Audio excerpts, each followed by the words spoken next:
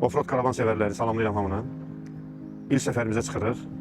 Bir dənəmə eləyə görə bu maşını nəyə malikdir? İlk səfərimizə Dədə-baba yurdumuz. Hara gedirik uşaqlar? Lahıca. İlk səfərimiz Azərbaycanın ən məşhur yerlərindən biri. Dünyada belə dünya səviyyədə tanınmış yerlərimizdən biri. Ən gözəl güşələrdən Lahıca gedirik.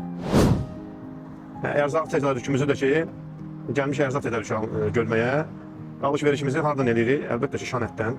Şanət kənddə və Sumqayıtda bir nömrəli, ən keyfiyyətli, ən dürüst və halal dükandır.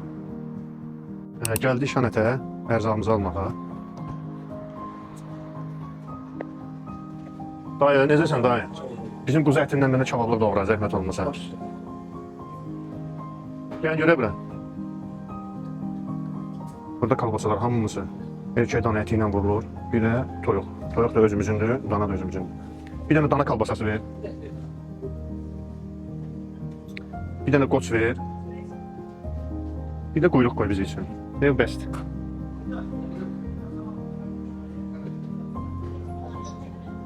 Bu Şanətdə təbii çörək də hazırlanır. Yerli buğda, daş dəyirmanda üyüdülmüş, acıtma ilə, balata ilə bişirilmiş çörəklə.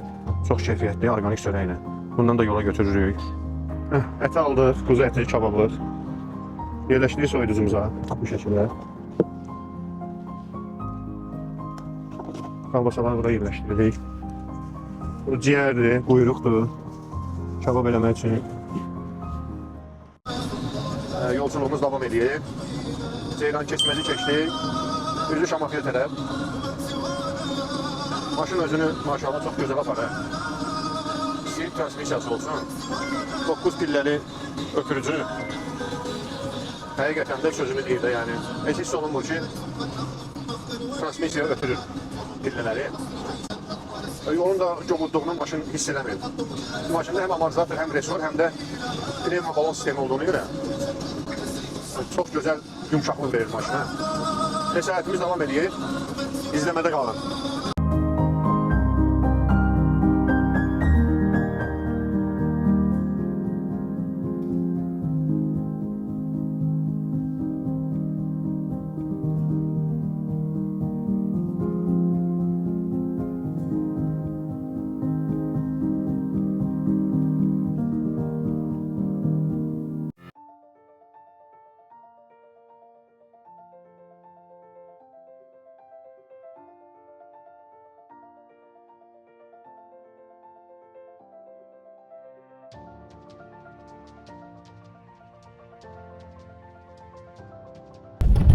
Değerli izleyiciler, geldik Lahıca çatdıq. Bu da Lahıcanın girişi.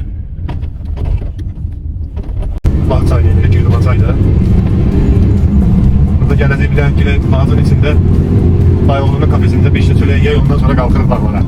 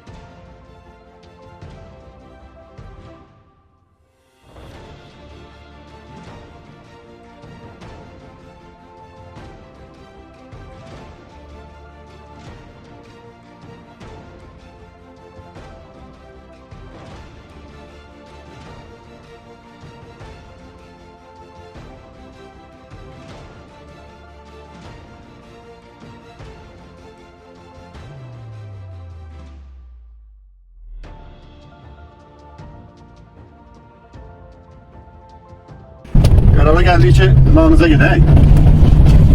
Atam Nanıqdandır, mənim də uşaqlığım orada keçir. Orada artıq, oradan sonra yaşayış yoxdur da yəni. Oranın da yollar belə çox dikdir. 2 dənə belə, bir dənə dağ, bir dənə təpə kimi kesiləcək. 2 dənə çay kesiləcək, inşallah. Hələ ki, maşınımız özünü yaxşı aparır.